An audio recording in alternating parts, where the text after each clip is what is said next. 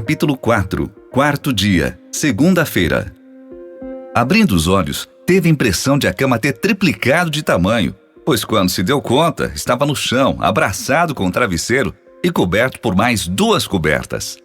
Certamente foi parar ali devido ao seu problema noturno, relatado por Thalita. Ela dizia que ele era sonâmbulo, que saía da cama, andava, comia e realizava tarefas da empresa. Foi o primeiro sorriso produzido por ele dentro daquele ambiente consumidor. Com este ocorrido, lembrou-se de um episódio curioso que havia acontecido na casa de um parente. Enquanto ele dormia na parte de baixo de um beliche, seu primo fazia o mesmo na parte de cima. Naquela noite, Alex teve uma de suas crises sonambulares. Sonhava que estava em algum lugar desconhecido com muitas coisas caindo sobre sua cabeça. Uma delas era um carrinho de mão muito pesado que tentava segurar com suas pernas para que não atingisse seu corpo ali deitado. Mas o que de fato estava acontecendo era que seu primo, que estava na cama de cima, gritava para ele parar de empurrar a sua cama com os pés, pois estava quase o derrubando. Alex acordou assustado e sem entender o que suas pernas faziam empurrando a cama do seu parente daquela forma. Foi quando imediatamente lembrou-se do seu sonho e quando o revelou, todos caíram na gargalhada. Levantando, seguiu o ritual corriqueiro de todos os dias, café da manhã, agora sem muita qualidade, fez sua higiene, a arrumação do local, vestiu-se e foi até a sala ver televisão para acompanhar os acontecimentos.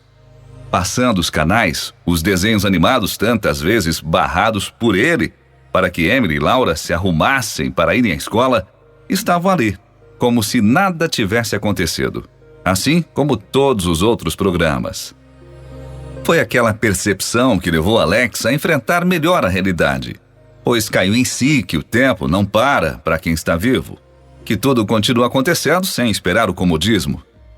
Tempo depois, um dos comerciais o lembrou de fazer umas comprinhas para casa.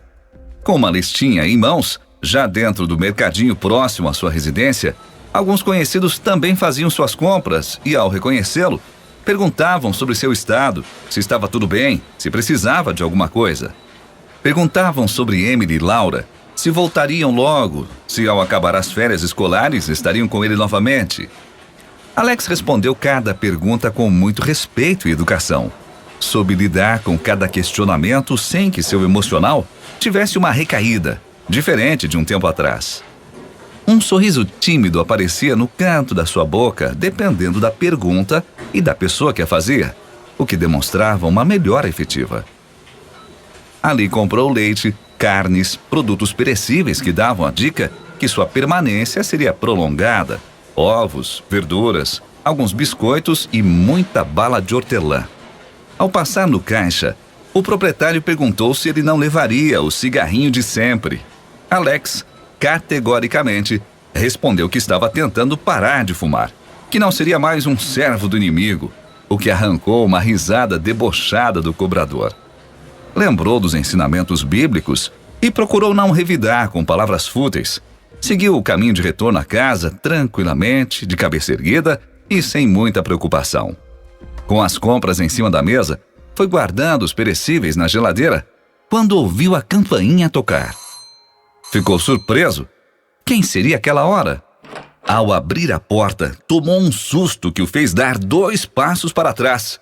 Era Miguel, com seu inseparável sorriso. Alex foi logo perguntando como ele sabia seu endereço, de que forma tinha chegado até ali. E mesmo antes de Miguel responder, se antecipando a qualquer resposta, usou uma frase mundialmente conhecida. Já sei, quem tem boca vai a Roma. E com um olhar chamativo, respondeu. Se quiseres, iremos até lá nos estudos de hoje. Então, correspondendo seu sorriso, o convidou para entrar e pediu para que não ligasse a bagunça, pois ainda estava arrumando algumas coisas que havia deixado fora do lugar. Disse que logo prepararia o almoço e depois poderiam estudar com calma o novo tema. Alex não era bom na cozinha, mas era a sua nova realidade. Teria que se adaptar com aquela rotina enquanto estivesse de férias. Preparou para os 2 arroz, feijão, salada de tomate, filé de peito de frango empanado e suco natural. Foi 1h30 diante do fogão até que tudo estivesse pronto. Uma bagunça foi feita sobre a pia, mas ficou feliz por ter conseguido preparar o almoço sozinho e por almoçar com seu amigo. Em seguida, disse não ter nenhuma sobremesa pronta para servir e lhe pediu desculpas. Miguel respondeu: Para que melhor sobremesa do que estas belas frutas que se derramam em sua fruteira? Veja esta romã, suas cores se assemelham com o pôr do sol. E esta tâmara? Parecem estar fresquinhas. Contento-me com um pouco de cada. Alex não conseguia lembrar como aquelas frutas haviam aparecido ali, ainda mais por serem diferentes do seu cotidiano. Então se indagou com voz baixa: Como pode, senhor?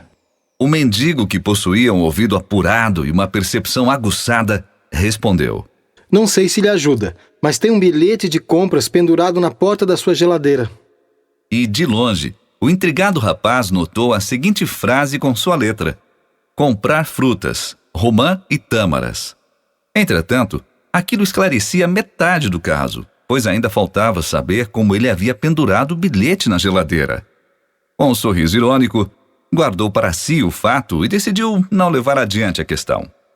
Após a refeição, conduziu Miguel até a sala, onde tinha uma mesa num dos cantos, para que em breve desse início ao estudo.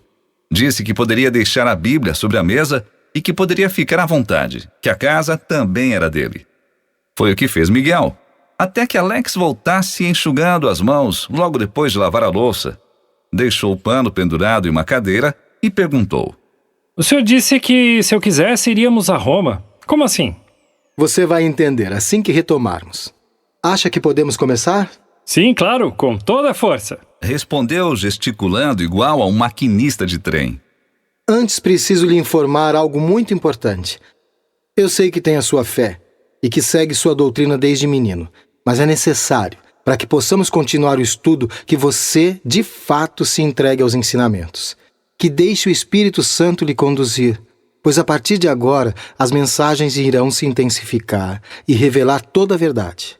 E com isso você pode chocar-se com alguma informação surpreendente e inesperada. Diga-me agora, você está disposto a continuar? Muito mais pela curiosidade do que pelo próprio pedido feito, respondeu: Sim, já disse que quero muito isso. Seja lá o que for, quero saber do que se trata. Você já sabe que o diabo quer destruir as pessoas, e para isso ele vem elaborando muitos planos para que elas não percebam que aquilo é uma obra dele. Então, antes de falarmos sobre as colunas da verdade, quero que saiba um pouquinho sobre a estratégia do inimigo para pisar na verdade e destruí-la. Mas não fique com medo, pois Deus é tão maravilhoso que revelou na sua palavra qual seria essa estratégia. Sendo assim, me permita citar uma passagem que está em Daniel, no capítulo 8, versículo 12. E um exército foi dado contra o sacrifício contínuo, por causa da transgressão, e lançou a verdade por terra, e o fez, e prosperou. Conseguiu perceber a advertência de Deus com relação à obra do inimigo? Nossa, ali diz que ele quis lançar a verdade por terra e conseguiu. Como pode? Está surpreso? Então vamos abrir em Romanos capítulo 1, versículo 25. Aqui está. Escute isso. Pois mudaram a verdade de Deus em mentira, e honraram e serviram mais a criatura do que o Criador, que é bendito eternamente. Amém. Aqui fica muito claro a revelação em que, algum dia, alguém iria mudar a verdade para a mentira. Está entendendo onde eu quero chegar? Calma, não estou entendendo. O inimigo não pode jogar Deus por terra e muito menos as outras 4 verdades. Tem como me explicar melhor? Claro. Vamos voltar ao Apocalipse, capítulo 17, versículo de 3 a 6. Diz o seguinte: E levou-me em espírito a um deserto, e vi uma mulher assentada sobre uma besta de cor de escarlata, que estava cheia de nomes de blasfêmia, e tinha 7 cabeças e 10 chifres. E a mulher estava vestida de púrpura e de escarlata, e adornada com ouro, e pedras preciosas e pérolas. E tinha na sua mão um cálice de ouro cheio de abominações e da imundícia da sua prostituição. E na sua testa estava escrito o nome: Mistério, a Grande Babilônia, a mãe das prostituições e abominações da terra.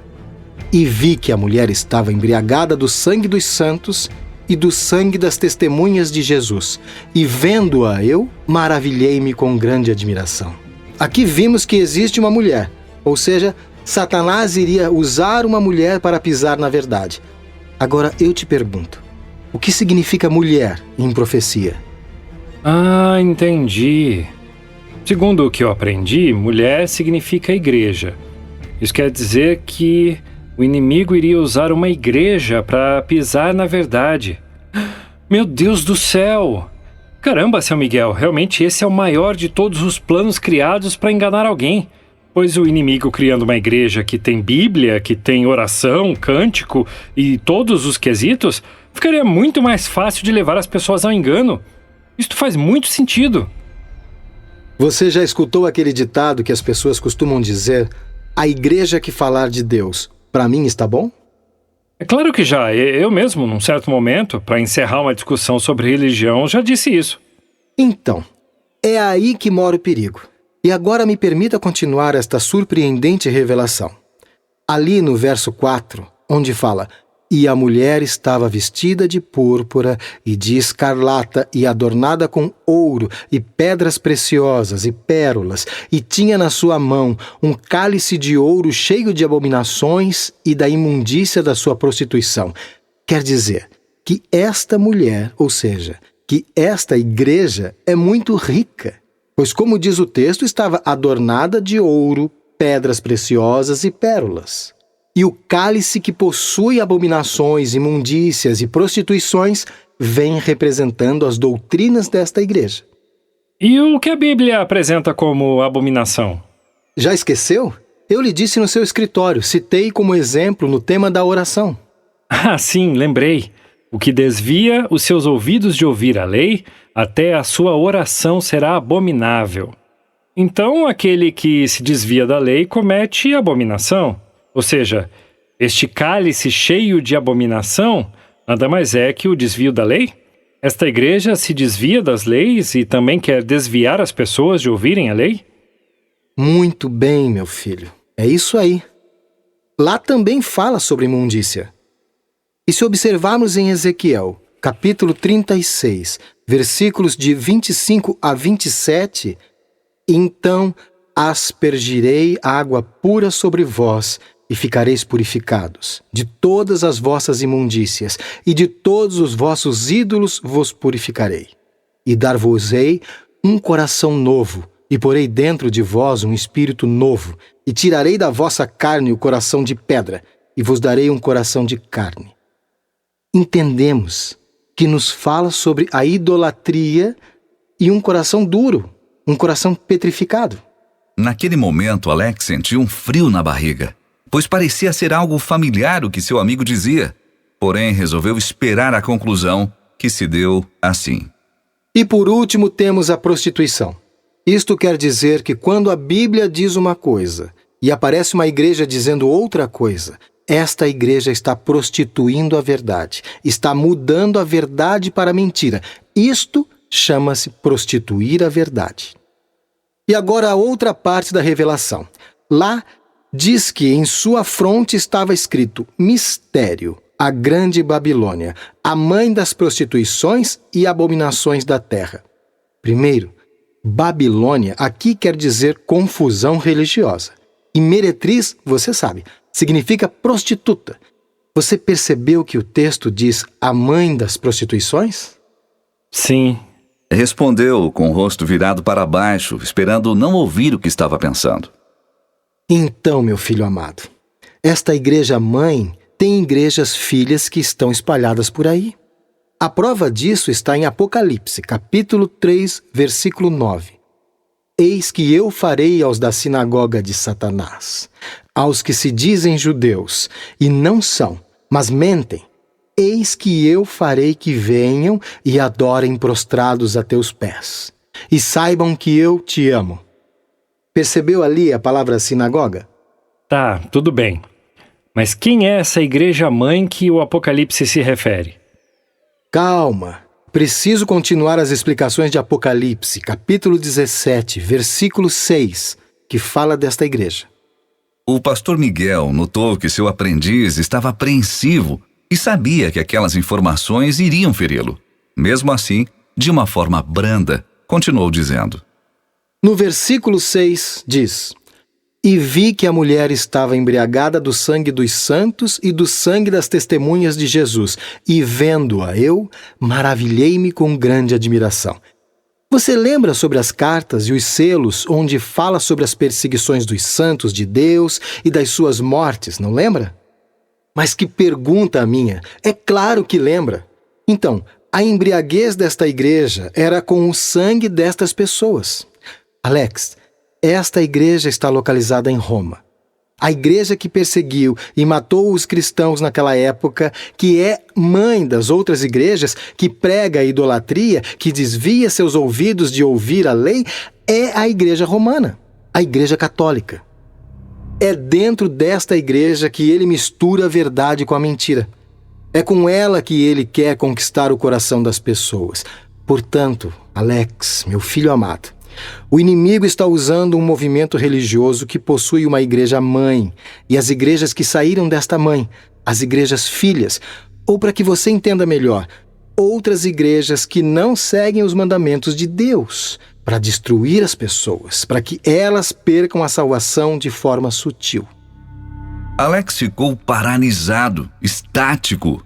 Não sabia o que falar, o que pensar, pois sua mente virou um turbilhão de pensamentos. Até a imagem de Talita, querendo alertar sobre a doutrina seguida por ele, veio à mente sem piedade.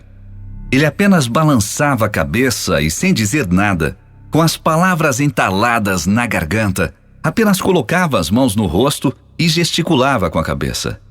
Alex tremia ao saber que sua vida espiritual foi um engano, que mesmo sem intenção estava praticando algo que Deus não aprovava, que era repugnante aos seus olhos. Após alguns minutos de tentativa para expressar algo, enfim, as primeiras palavras num tom dramático. Calma, seu Miguel, deve haver algum engano em sua interpretação bíblica. Não é possível que seja esta a igreja responsável por tantas coisas ruins. A Igreja Católica é um exemplo de religião, e mesmo que tenha errado no passado, hoje não procede mais assim. Acho que não é bem por aí. Ela não sai mais matando gente que prega outro tipo de verdade. Levantando-se, foi até a cozinha trazer água, no intuito de tranquilizar-se, e voltou dizendo: Nunca idolatramos qualquer imagem. Elas nos servem para lembrarmos dos bons exemplos daquela pessoa. Estão ali como se fosse uma foto de alguém que gostamos. Não prestamos culto a elas, apenas a Deus. Acredito que essa interpretação seja de alguém que não conhece a doutrina católica. Não aceito, não está correto. Isto é um equívoco. Lamento, amigo. Miguel encarou seriamente, mas com muito carinho disse: Olha, Alex, eu sei o que está sentindo. Sei que é muito complicado ver e ouvir as revelações da palavra de Deus, mas quero lhe pedir apenas uma chance de provar que isso tudo é verdade. Continue se dedicando como está fazendo até agora, que entenderá melhor cada passo desse estudo. Tenho certeza que na sequência você irá aceitar com o coração aberto a realidade deste grande conflito. Ainda tem muito para você ficar sabendo, e mais uma vez lhe digo, tenho certeza que você mudará sua opinião e escolherá o caminho correto a trilhar. Lembre-se, o inimigo quer que você haja assim, quer que você desista do estudo, quer que você continue frequentando sua sinagoga, deseja que você fique longe da salvação e continue no erro. Deus pede para que você saia deste lugar. Veja aqui em Apocalipse, capítulo 18, versículo 4. E ouvi outra voz do céu, que dizia: Sai dela, povo meu, para que não sejas participante dos seus pecados, e para que não incorras nas suas pragas. Percebe? Dê uma chance para você mesmo tirar suas dúvidas, e se achar que tudo isso não passa de um grande erro, então você para e continua sua vida normalmente. Tudo bem assim? Sem saber o que de fato responder, quase dando ouvidos ao seu coração e ao momento de insatisfação, disse: Não sei, isso tudo está muito estranho. Um mendigo que prega a palavra de Deus com uma veemência inacreditável, que poderia estar desfrutando de muitas outras coisas nesse mundão afora. Um senhor que come coisas diferentes, coisas que eu nunca vi, por sinal, que fala com uma força que abala meu coração. Um homem com uma memória capaz de lembrar-se de textos e fatos históricos do tempo do EPA. Quem é você? Por que eu? O que você quer de mim? Interrompendo-o, Miguel usou mais uma vez seu olhar e suas palavras de amor. Querido, a verdade é progressiva. Não posso lhe ensinar do mais difícil para o mais fácil. Tenho que lhe apresentar a verdade por inteiro, mas por partes, cada coisa a seu tempo. Mas não posso deixar de lhe dizer toda ela. Não posso pular esta parte e adiantar outros fatos. Entenda que para você saber das coisas futuras e sanar todas as suas dúvidas, não posso deixar nada para trás. Cada informação deve aparecer no momento certo. Agora, se você quiser, eu posso ir embora, e quando você achar que está preparado para continuar, você me procura. Sabe onde me encontrar. Ou então, pode confiar em mim e escutar o que a Bíblia tem a dizer sobre o que o seu coração ainda não quer aceitar. Com o coração abalado, Alex refletiu e respondeu: Ok, eu escolho a segunda opção. Vou me esforçar para continuar, mas se eu perceber que não tem coerência no que diz, eu abandono tudo. Até porque o senhor está se referindo à minha crença, ao meu estilo religioso de vida. Imagine isso. Tudo o que eu acreditei ser verdade é um plano diabólico, que a igreja que eu frequento faz parte dos planos de Satanás para misturar verdade com mentira. É muita coisa para engolir, mesmo acreditando que a Bíblia é a palavra de Deus. Mas é como eu disse, talvez seja a interpretação que está equivocada. E ainda assim tenho dúvidas no que estou dizendo. Antes de darem sequência no estudo, conversaram por algum tempo sobre o mal-estar de Alex. Foram até o jardim a pedido de Miguel. Sentaram-se na grama onde batia sombra e, aproveitando para admirarem as belas flores, deram continuidade. Pois bem, agora que já está um pouco melhor, darei sequência falando sobre a primeira verdade, que é Deus, e como o inimigo pretende jogar esta verdade por terra. Bom, você sabe que Deus é amor. E se Deus é amor, Satanás é ódio. Primeiro temos que conhecer 3 atributos dados a Deus. Primeiro, Deus é amor. 1 João, capítulo 4, versículo 8. Aquele que não ama, não conhece a Deus, porque Deus é amor. Segundo, só Deus é digno de receber adoração. Mateus, capítulo 4, versículo 10. Então disse-lhe Jesus: vai-te, Satanás, porque está escrito: ao Senhor teu Deus adorarás e só a Ele servirás. Alex franziu a testa com a passagem lida. E terceiro, só Deus pode perdoar. 1 João, capítulo 1, versículo 9. Se confessarmos os nossos pecados, Ele é fiel e justo para nos perdoar os pecados e nos purificar de toda a injustiça. Você lembra sobre o desejo de Satanás em querer ser semelhante a Deus quando foi expulso do céu? Sim. Respondeu com tristeza e com o rosto voltado para o chão. Então, procurando pisar na verdade, ele, já aqui na terra, começou seu plano diabólico contra os primeiros seres humanos, Adão e Eva. Está em Gênesis, capítulo 3, versículo de 1 a 3. Ora, a serpente era mais astuta que todas as alimárias do campo que o Senhor Deus tinha feito. E esta disse à mulher: é assim que Deus disse? Não comereis de toda a árvore do jardim? E disse a mulher à serpente: do fruto das árvores do jardim comeremos, mas do fruto da árvore que está no meio do jardim, disse Deus: não comereis dele, nem nele tocareis, para que não morrais. Então a serpente disse à mulher: certamente não morrereis, porque Deus sabe que no dia em que dele comerdes, se abrirão os vossos olhos, e sereis como Deus, sabendo o bem e o mal. Entendeu? Lá no céu, ele queria ser semelhante a Deus. E aqui ele diz: coma do fruto e sereis como Deus. O que ele tinha como desejo, como sonho, passou a Adão e a Eva. Infelizmente, eles pecaram e comeram do fruto. E não se encerra por aqui. Hoje ele quer levar você ao pecado. Por exemplo, já sabemos que apenas Deus pode ser adorado, mas o que vemos por aí são doutrinas que ensinam a idolatria, que prestam cultos a imagens, uma doutrina que ensina as pessoas a se ajoelharem diante delas, diante de pessoas, a confessar seus pecados a uma outra pessoa, a ter santos como mediadores.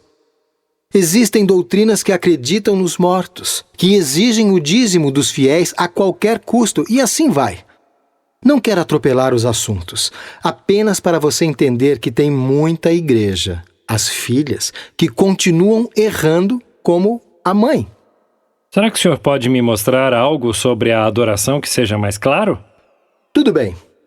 Vejamos aqui em Apocalipse, capítulo 22, versículo de 8 a 9. Eu, João, sou o que ouvi e vi estas coisas.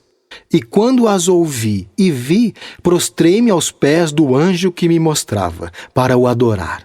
Mas ele me disse: Olha, não faças tal, porque eu sou conservo teu e de teus irmãos, os profetas, e dos que guardam as palavras deste livro. Adora a Deus. Viu?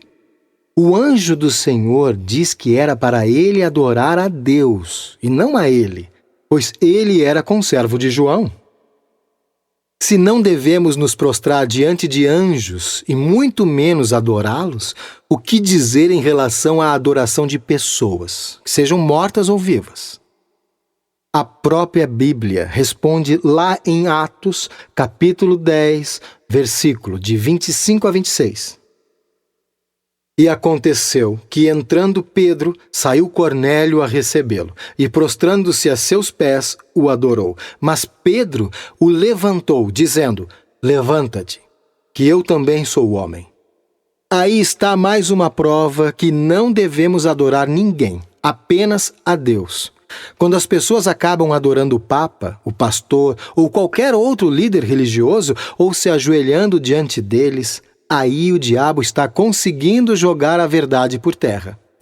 Com a ideia de que um homem pode confessar seus pecados para um outro homem, seja lá ele quem for, também o inimigo está pisando na verdade que é Deus. Ou seja, resumindo tudo, o inimigo quer misturar a verdade com a mentira, e é para isto que você está fazendo esse estudo maravilhoso, para que saibas diferenciar o certo do errado e não cair nas garras de Satanás. E se não houver mais dúvidas, finalizamos aqui a primeira coluna da verdade, que é Deus. Sem conseguir raciocinar direito, respondeu: Ok, vamos em frente. Agora vamos entender de que forma o inimigo pretende jogar a segunda verdade, Jesus, por terra, sem esquecer que seu maior plano é usar a Igreja-mãe e suas filhas para ludibriar o povo. A primeira questão é que a doutrina católica ensina a intercessão dos santos. Eles têm como a mais famosa a Virgem Maria. Completou Alex, ainda com um semblante triste. Exato! E tem mais. Tem o santo das causas impossíveis, tem o santo dos endividados, o santo casamenteiro. Alex esboçou um leve sorriso no canto da boca ao ouvir sobre o santo casamenteiro. Entre outros. Assim, a Igreja Católica coloca a intercessão de um homem comum, de um homem terreno e pecador no lugar do Criador. Isso é um absurdo, não acha? Alex não respondeu e Miguel prosseguiu. Mas veja o que a Bíblia nos diz sobre intercessão. Está em 1 Timóteo, capítulo 2, versículo 5. Porque há um só Deus e um só mediador entre Deus e os homens, Jesus Cristo, homem. Contra isto não há questionamento. Jesus é o único mediador e advogado. Uma coisa está ligada à outra. Então veja, Alex, Satanás sempre quis pisar nesta verdade que é Jesus. Ele tem um ódio tremendo de Jesus que começou lá no céu, lembra? Naquela peleja que houve, ele quis vencer Jesus e não conseguiu. Então ele foi expulso e, estando aqui na terra, ele continuou tentando vencer Jesus Cristo. Como assim? Eu explico. A primeira perseguição foi quando Maria ficou grávida de Jesus. Ele nasceu e, ao atingir 2 anos de idade, surgiu a primeira tentativa para vencer o Salvador. Está em Mateus, capítulo 2, versículo 16. Então Herodes, vendo que tinha sido iludido pelos magos, irritou-se muito e mandou matar todos os meninos que havia em Belém e em todos os seus contornos, de 2 anos para baixo, segundo o tempo que diligentemente inquirira dos magos. Ou seja, Satanás queria matar Jesus, mas não conseguiu, pois Deus o protegeu e o conduziu até o Egito. Bom, o tempo passou, Jesus cresceu e aos 30 anos ele foi batizado por João Batista. Depois disso, Jesus foi levado ao deserto pelo Espírito, onde ficou 40 dias e 40 noites e teve fome. É nesta parte que quero chegar. É onde preciso que você preste bem atenção. Está em Mateus, capítulo 4, versículos de 1 a 4. Diz o seguinte: Então foi conduzido Jesus pelo Espírito ao deserto, para ser tentado pelo diabo, e tendo jejuado 40 dias e 40 noites, depois teve fome. E chegando-se a ele, o tentador disse: Se tu és o Filho de Deus, manda que estas pedras se tornem em pães. Ele, porém, respondendo, disse: Está escrito: Nem só de pão viverá o homem, mas de toda palavra que sai da boca de Deus. Vendo que Jesus não caiu em sua armadilha e usou o termo está escrito, também procurou usar este mesmo termo para tentar enganar Jesus e o tentou novamente. Está na continuação, nos próximos versículos, de 5 a 7. Então o diabo transportou a cidade santa e colocou-o sobre o pináculo do templo e disse-lhe: Se tu és o Filho de Deus, lança-te de aqui abaixo, porque está escrito: Aos seus anjos dará ordens a teu respeito e tomar-te-ão nas mãos, para que nunca tropeces em alguma pedra. Disse-lhe Jesus: Também está escrito: Não tentarás o Senhor teu Deus. Percebeu a forma com que Jesus rebate o inimigo? Ele diz: Também está escrito: Não tentarás o Senhor teu Deus. Não é fascinante? Não tenho nem o que dizer. É, meu amigo. Mas o diabo não parou por aí. Ele tentou mais uma vez. Está no verso 8 até o 10. Novamente o transportou o diabo a um monte muito claro e mostrou-lhe todos os reinos do mundo e a glória deles. E disse-lhe: Tudo isto te darei, se prostrado me adorares. Então disse-lhe Jesus: Vai-te, Satanás, porque está escrito: Ao Senhor teu Deus adorarás e só a ele servirás. Percebeu o absurdo? Querer que Jesus se prostrasse aos seus pés. De fato, isto é inadmissível. E foi assim sempre, o inimigo querendo atrapalhar o plano da salvação, o inimigo colocando problemas na vida das pessoas e Jesus, com seu amor, sempre resolvendo.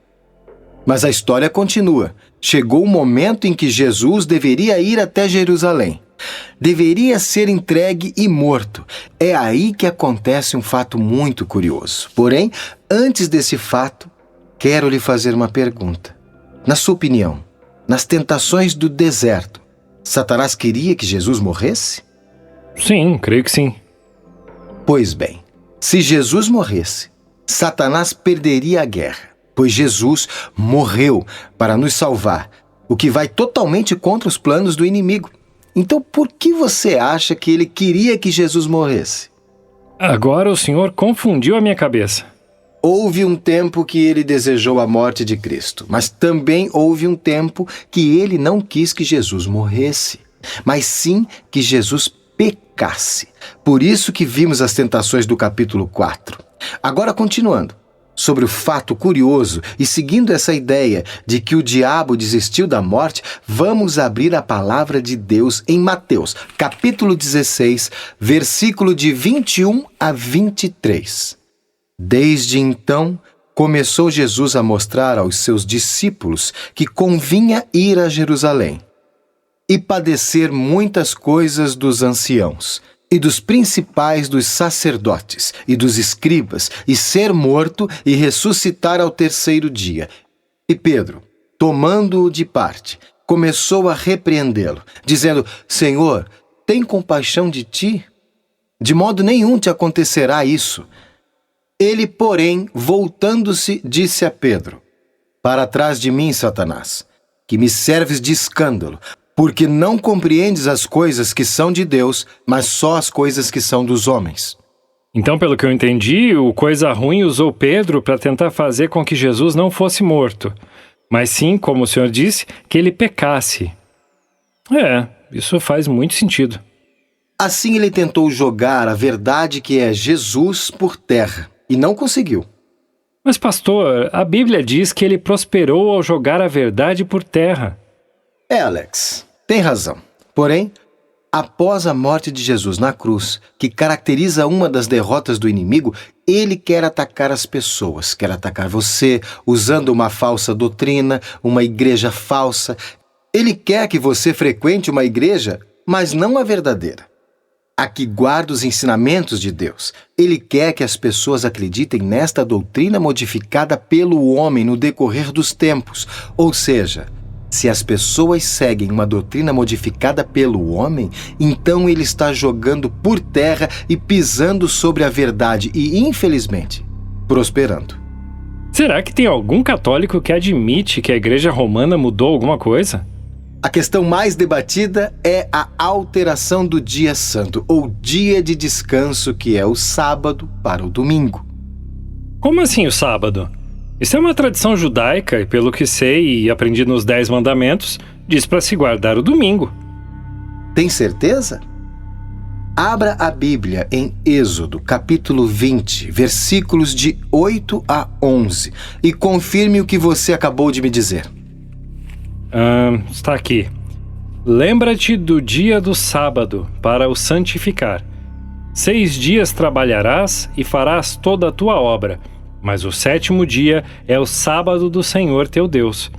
Não farás nenhuma obra, nem tu, nem teu filho, nem tua filha, nem o teu servo, nem a tua serva, nem o teu animal, nem o teu estrangeiro, que está dentro das tuas portas. Porque em 6 dias fez o Senhor os céus e a terra, o mar e tudo o que neles há, e ao 7º dia descansou. Portanto, abençoou o Senhor o dia do sábado e o santificou. Mas como pode, seu Miguel? Na catequese eles nunca mencionaram isso. Mas mesmo assim, tem algum padre que reconheça essa mudança?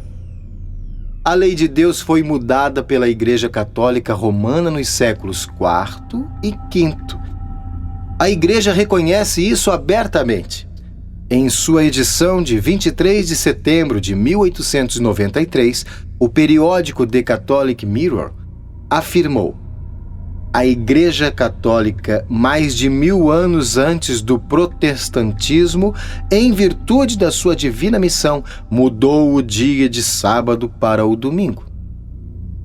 A Enciclopédia Católica acrescenta: a Igreja, por sua vez, depois de mudar o dia de descanso do sábado judeu, ou o 7º dia da semana, para o 1º, fez o 3º mandamento se referir ao domingo de guarda a ser observado como dia do Senhor. Ouviu como eles declararam abertamente ter mudado o sábado?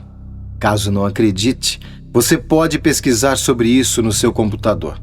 Mas tem mais.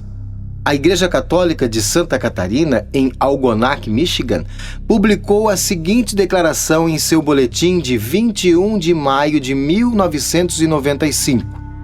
Talvez a decisão mais ousada e mais revolucionária tomada pela Igreja tenha acontecido durante o 1º século. O dia santo, o sábado, foi transferido do 7º para o domingo.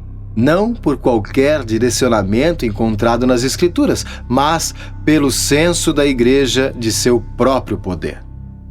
Ele afirma que não foi a Bíblia que pediu a mudança, mas que foi pelo senso e pelo poder da Igreja que houve a mudança. É tipo assim, eles acharam melhor e pronto. Parece que entendi isso. Exatamente. Escute o que mais o padre desta igreja diz. As pessoas que pensam que as Escrituras devem ser a única autoridade precisam, por questões lógicas, se tornarem adventistas do sétimo dia e guardar o sábado como dia santo. A questão aqui, Alex, é a seguinte: a igreja possui autoridade para mudar a lei de Deus? Alex permaneceu calado. Se você aceita o domingo, está aceitando um dia de guarda baseado na tradição humana e não na palavra de Deus. Está aceitando a autoridade da Igreja Católica e não a de Deus. O Monsenhor Seguir diz o seguinte: foi a Igreja Católica que, pela autoridade de Jesus Cristo, que transferiu o descanso para o domingo em memória da ressurreição de nosso Senhor. Portanto, a observância do domingo pelos protestantes é uma homenagem prestada por eles, de inspiração própria, à autoridade da igreja. Mas é bom lembrar que, se isso fosse verdade, Jesus deixaria escrito em algum lugar da Bíblia, como fez com tantas outras coisas importantes. Agora escute o que diz sobre isso o cardeal James Gibbons, um dos mais importantes teólogos católicos do século XIX, no livro The Faith of Our Fathers. Você pode ler a Bíblia do Gênesis ao Apocalipse e não encontrará uma única linha autorizando a santificação do domingo. As Escrituras defendem a observância do sábado. Ou seja, não importa se os católicos quiseram fazer uma bela homenagem a Jesus referente à sua ressurreição, mudando o dia de guarda do sábado para o domingo. Eles deveriam continuar aceitando o mandamento bíblico, é isso? Sim. Agora, duas perguntas sérias e fáceis de responder que responderá melhor sua pergunta. Quem é o seu mestre? Jesus ou os líderes religiosos? Qual a base da sua fé? A Bíblia que você está estudando, que é a palavra de Deus, ou a palavra dos homens corrompidos pelos pecados? Jesus é o meu mestre, e meu guia junto com ele é a Bíblia. Sempre procurei acreditar nisso, mesmo que do meu jeito. Mas eu não sabia que estava usando a Bíblia de forma errada.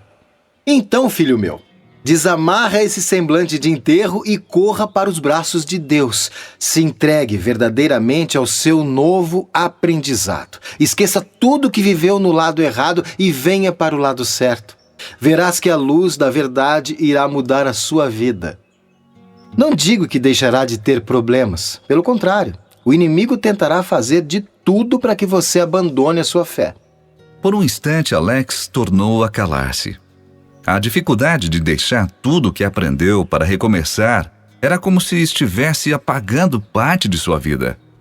Inevitavelmente, a imagem de sua mãe, feliz com sua primeira comunhão, com sua crisma, com sua presença na oração do terço, entre outras coisas, veio lhe trazer lágrimas aos olhos.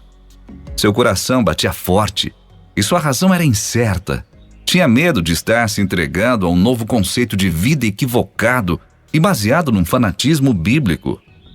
Discretamente olhava para Miguel e via um mendigo sujo e fedido que estava sendo mais carinhoso que seus entes queridos. Porém, sabia que, de certa forma, era loucura confiar em alguém que nem conhecia. Aquele era um momento de decisão que poderia acarretar numa consequência estrondosa. Sendo assim, depois de um tempo de reflexão, respondeu: Tem razão, pastor. E com um tímido sorriso no canto da boca e com os olhos voltados para Miguel: Eu me rendo por completo às Escrituras. Só que agora eu preciso dizer uma coisa. Como é que o senhor consegue decorar todas essas informações? Perguntou no intuito de reavivar seu bom humor. É muita data, situações e versículos. Tem que ter uma memória, um domínio muito grande para falar com tanta exatidão e persuasão. Você precisa apenas confiar em mim. Não farei nada para lhe prejudicar. Quero apenas o seu bem. Ou você acha que lhe chamo de filho por força de expressão? Tenho um amor de pai por você. Saberás tudo a seu tempo. Cada coisa no momento certo. Está bem, pai. Siga em frente, continue. Me diga sobre a terceira verdade, o Espírito Santo. O Espírito Santo é um ser maravilhoso e é por isso que esse tema é muito sério e delicado. Você já sabe que foi o Espírito Santo quem inspirou toda a Bíblia. Você já aprendeu que é Ele quem nos move a conhecer as maravilhas de Deus. Mas você sabe qual é o principal papel dele aqui na Terra? Não sei nem qual é o meu, quanto mais o dele. Infelizmente, me sinto sem palavras para tratar dos assuntos bíblicos. Sou um completo sem noção. Mas você está evoluindo e agora saberá também sobre este assunto. Abra a Bíblia em João, capítulo 16, versículo 8. Tá bem, João, capítulo 16, versículo 8... aqui está, João 16, 8. E quando ele vier, convencerá o mundo do pecado e da justiça e do juízo. Então isto confirma que eu estou sendo convencido do que é o pecado. Naquele momento, Alex olhou lentamente para seu amigo sentado ao seu lado e começou a imaginar algo que talvez fosse impossível. Começou a ligar um fato a outro e preferiu não continuar pensando. Não havia como, era algo fora do comum. Por que com ele? Sem chance alguma, improvável. Mesmo assim, continuou a olhar Miguel dentro dos olhos e quando recebeu de volta o olhar, estremeceu. Era fumegante e impactante a forma com que seu amigo o correspondia. Seu coração disparou e suas pernas tremeram. Sua pressão baixou ao ponto de desmaiar. Não podia ser. Fugia da realidade.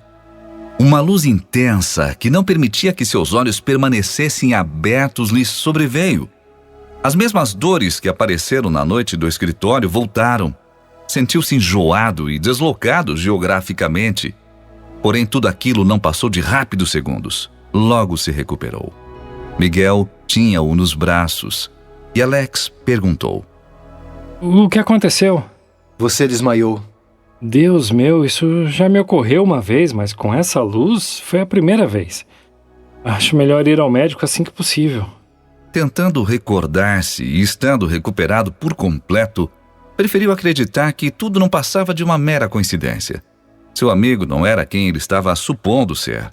Então, quebrando o rápido silêncio que se fez, emendou uma pergunta que talvez ajudasse a sanar o enigma que o impactou. Mas quem de fato é o Espírito Santo?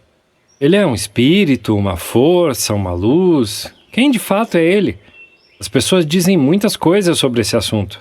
De acordo com a Bíblia, ele é um Deus que anda, que fala, que ensina, que convence. Ele é um mestre, ou seja, o Espírito Santo é Deus. Alex estremeceu e sentiu seu coração bater mais forte, tamanha era a emoção. Ainda sem poder provar nada, resolveu continuar com as perguntas. Então existe o Deus Pai, o Deus Filho e o Deus Espírito Santo? Correto. Mas o Espírito Santo não é apenas uma força positiva que vem de Deus Pai? Apenas um espírito que vem de Deus, que tem o poder de Deus? Não. O Espírito Santo não é apenas um poder. Ele é Deus. Apesar de estarmos entrando em um outro tema, vou tentar explicar de forma bem direta. Vamos ver o que a Bíblia nos fala do Espírito Santo. Aqui, em Romanos, capítulo 15, versículo 13, diz o seguinte: Ora, o Deus de esperança vos encha de todo o gozo e paz na vossa fé, para que abundeis na esperança pelo poder do Espírito Santo. Então logo entendemos que se o Espírito Santo fosse um poder, a frase perderia todo o sentido, pois ela ficaria assim: Ora, o Deus de esperança vos encha de todo o gozo e paz na vossa fé, para que abundeis na esperança pelo poder do poder. Compreendeu? Mas tem um outro texto que quero que ouça. Está em Lucas, capítulo 4, versículo 14. Então voltou Jesus para a Galileia no poder do Espírito, e a sua fama correu por toda a circunvizinhança. Mais uma vez, não teria sentido dizer que Jesus voltou para a Galileia no poder do poder. Em Atos, capítulo 13, versículo 2, diz que o Espírito Santo fala: E servindo eles ao Senhor e jejuando, disse o Espírito Santo: Apartai-me a Barnabé e a Saulo para a obra a que os tenho chamado. Se ele fosse apenas uma força, um poder, uma energia, ele não poderia falar, não concorda? Ele não poderia se irritar, como está escrito em Miqueias, capítulo 2, versículo 7. Tais coisas anunciadas não alcançarão a casa de Jacó. Está irritado o Espírito Santo do Senhor? São estas as suas obras? Sim, as minhas palavras fazem o bem ao que anda retamente.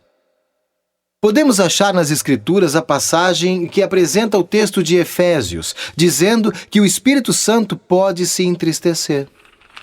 Está em Efésios, capítulo 4, versículo 30.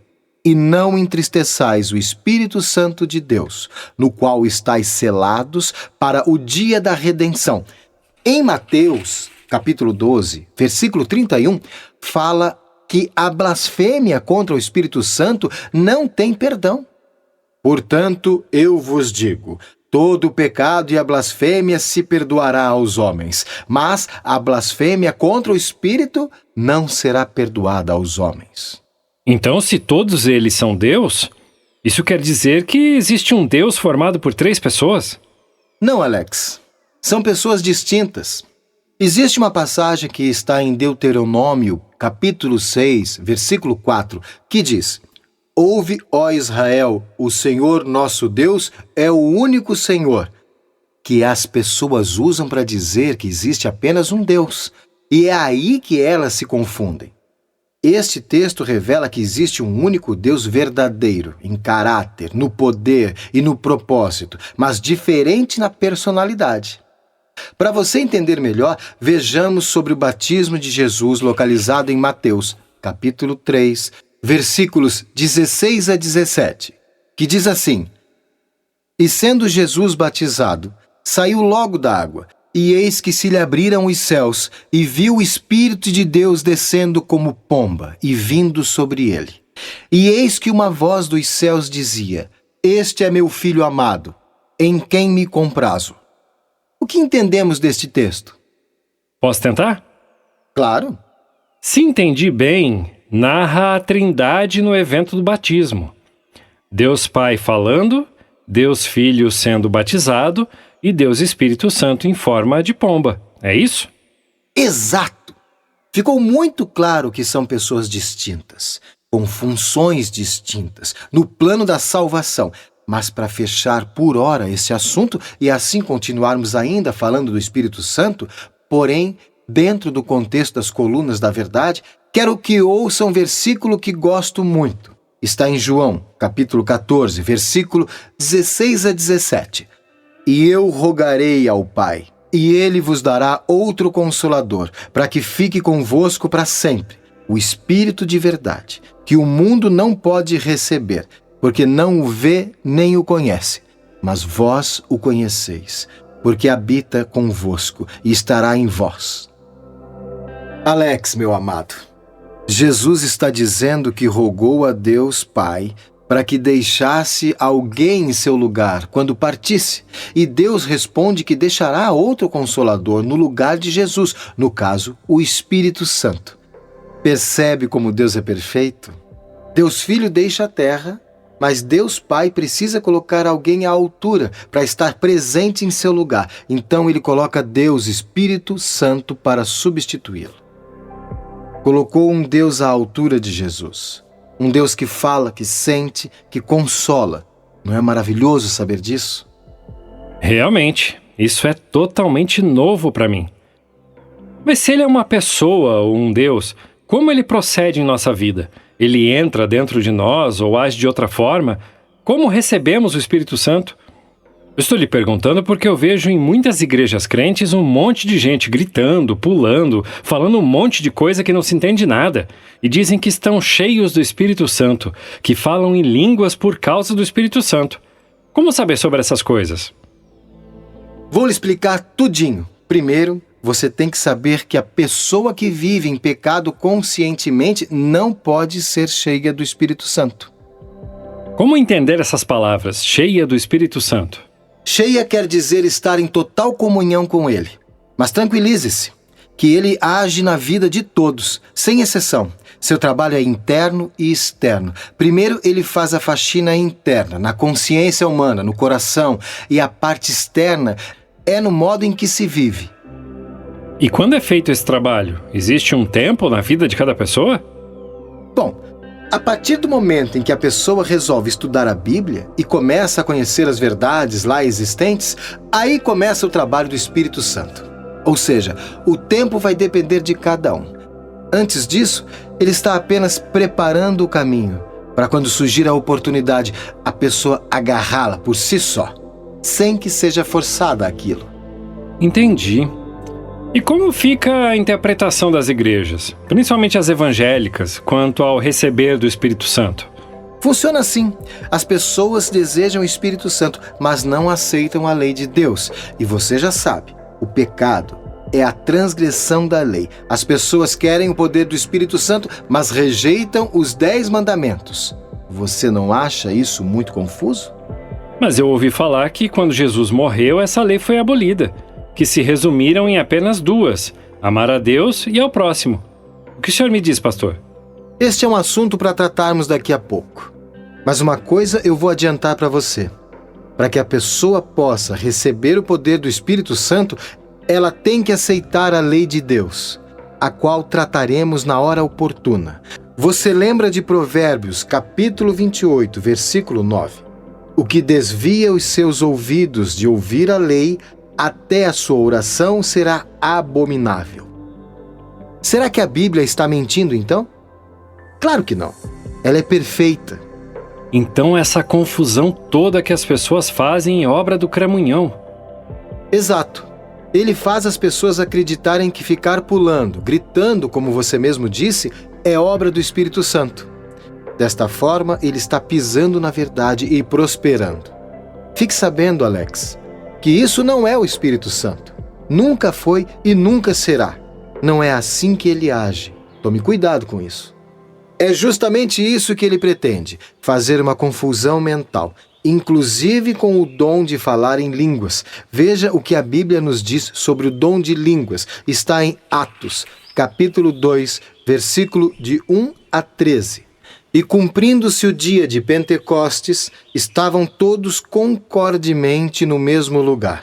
E de repente veio do céu um som, como um vento veemente e impetuoso, e encheu toda a casa em que estavam assentados. E foram vistas por eles línguas repartidas como que de fogo, as quais pousaram sobre cada um deles. E todos foram cheios do Espírito Santo e começaram a falar noutras línguas, conforme o Espírito Santo lhes concedia que falassem. E em Jerusalém estavam habitando judeus, homens religiosos, de todas as nações que estão debaixo do céu. E quando aquele som ocorreu, ajuntou-se uma multidão, e estava confusa, porque cada um os ouvia falar na sua própria língua. E todos pasmavam e se maravilhavam, dizendo uns aos outros: pois que? Não são galileus todos esses homens que estão falando? Como, pois, os ouvimos, cada um, na nossa própria língua em que somos nascidos? Partos e medos, elamitas e os que habitam na Mesopotâmia, Judéia, Capadócia, Ponto e Ásia, e Frígia e Panfília, Egito e partes da Líbia, junto a Cirene, e forasteiros romanos, tanto judeus como prosélitos, cretenses e árabes, todos nós temos ouvido em nossas próprias línguas falar das grandezas de Deus. E todos se maravilhavam e estavam suspensos, dizendo uns para os outros: que quer isto dizer? E outros, zombando, diziam: estão cheios de mosto. Mas, mestre, até eu que não entendo bem, que sou iniciante, entendi que o texto diz que eles falaram em línguas de nações, que eles falaram na língua materna deles, que eram línguas estranhas, por ser uma linguagem de um outro lugar, o que de fato era estranho. Pois imagine, alguém que veio lá do Japão e num momento aparece para falar de Deus, onde se encontram mexicanos, americanos, brasileiros, italianos, e todos começam a entender o que ele diz. Me parece ser assim que a Bíblia se refere ao dom de línguas. E o que vemos hoje são pessoas falando numa língua que ninguém entende nada. Nem mesmo quem está falando sabe o que está dizendo. E veja só que contradição. Muitos evangélicos abominam o espiritismo, porém se esquecem que esta mesma forma de se falar em línguas é feita lá também. Os espíritas também falam nesta mesma língua que os evangélicos falam, por isso que este é um assunto muito delicado. Abra a Bíblia em Mateus, capítulo 12, versículo 31 a 32, para eu te mostrar uma passagem. Só um instante. Abri. Diz o seguinte: portanto eu vos digo, todo o pecado e blasfêmia se perdoará aos homens, mas a blasfêmia contra o Espírito não será perdoada aos homens. E se qualquer disser alguma palavra contra o Filho do Homem, ser-lhe-á perdoado. Mas, se alguém falar contra o Espírito Santo, não lhe será perdoado, nem neste século, nem no futuro. Uau, que forte, hein, pastor? Não tem perdão. Mas será que esta linguagem estranha não pode ser a língua dos anjos, mestre? Bom, o Espírito Santo falou e usou a língua materna de cada indivíduo. Então vejamos como os anjos procederam quando se encontraram com seres humanos em Apocalipse, capítulo 22, versículo de 8 a 9. Diz assim: E eu, João, sou aquele que vi e ouvi estas coisas. E, havendo-as ouvido e visto, prostrei-me aos pés do anjo que mais mostrava para o adorar. E disse-me: Olha, não faças tal, porque eu sou conservo teu e de teus irmãos, os profetas, e dos que guardam as palavras deste livro. Adora a Deus. Percebeu o anjo falando com João? Ele usou a mesma língua falada por João. Agora, analise comigo, Alex. Se Deus dá um anjo uma língua que o ser humano pode entender, por que Deus daria ao homem uma língua de anjo que não se compreende nada? Que sentido teria? Realmente. E será que existem outras coisas sobre o Espírito Santo que as pessoas fazem e não é correto? Claro que sim, muitas outras.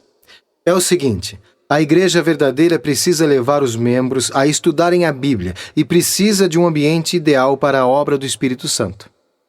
E o que vemos hoje nas igrejas modernas são cultos que são um verdadeiro show, com danças, ritmos carnais, quermesses e entre outras coisas. Ainda elas têm coragem de dizer que antes elas dançavam para o mundo, mas agora dançam para Cristo. Que absurdo! Elas dizem, o mover do Espírito. Tem até uma musiquinha que diz, quando o Espírito de Deus se move em mim, eu danço como o rei Davi. Eu danço, eu danço, eu danço como o rei Davi. Pois é, Alex. O caso é sério.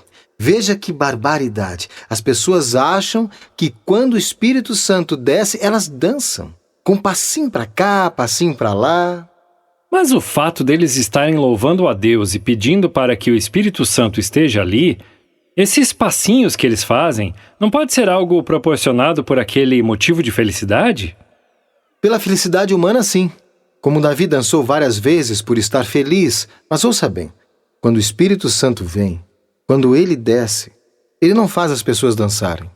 Ele não faz com que as pessoas fiquem pulando, gritando e berrando. Quando o Espírito Santo desce sobre uma pessoa, ela é levada ao arrependimento, é levada a orar e pedir misericórdia a Deus. Em nenhuma passagem da Bíblia você encontrará Davi, que foi ungido pelo Espírito Santo, fazendo qualquer uma dessas coisas estranhas. Em Gálatas, capítulo 5, versículo de 22 a 23, esclarece bem como se comporta uma pessoa que está na presença do Espírito Santo. Está relatado da seguinte forma: Mas o fruto do Espírito é o amor, o gozo, a paz, a longanimidade, a benignidade, a bondade, a fidelidade. A mansidão, o domínio próprio. Contra estas coisas não há lei. Ou seja, querido, a pessoa sente paz no coração, tem domínio próprio, não fica espumando pela boca, se arrastando, berrando. Disso, nada tem do Espírito Santo. Quero citar novamente o texto de Efésios, capítulo 4, versículos 30 a 31, onde nos mostra que o Espírito Santo não gosta de gritaria. Diz assim: "E não entristeçais o Espírito Santo de Deus, no qual fostes selados para o dia da redenção. Toda a amargura, e cólera, e ira, e gritaria, e blasfêmia sejam tiradas dentre vós, bem como toda a malícia." Isto, o que vemos hoje, é uma mistura que Satanás montou para confundir a cabeça das pessoas com o que é certo e o que é errado. E como eu já disse, por isso é que todos devem estudar a Bíblia, para não caírem mais nas garras do inimigo. Estamos entendidos? Bom, pelo menos a Igreja Romana não procede tão errada nesse quesito. Ou procedem? Pensando bem, acho que sim.